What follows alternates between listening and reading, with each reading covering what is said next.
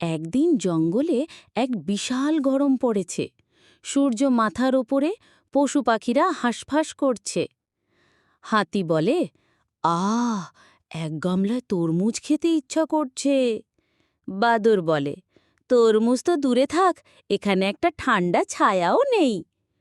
মোরগ বলে, চলো একটা ঠান্ডা পুকুর খুঁজি, সেখানে সাঁতার দেব। তিনজন মিলে বেরিয়ে পড়ল ঠান্ডা পুকুর খুঁজতে।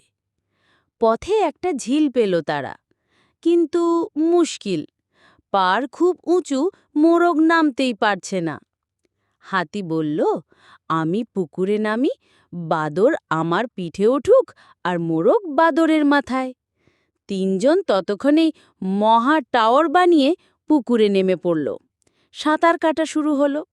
হঠাৎ বাদর হাঁচি দিল, আচ্ছি! মোরগ ছিটকে পড়ে গেল জলে, ক্যা ক্যা ক্যা ক্যা করে ডুবে যাচ্ছে।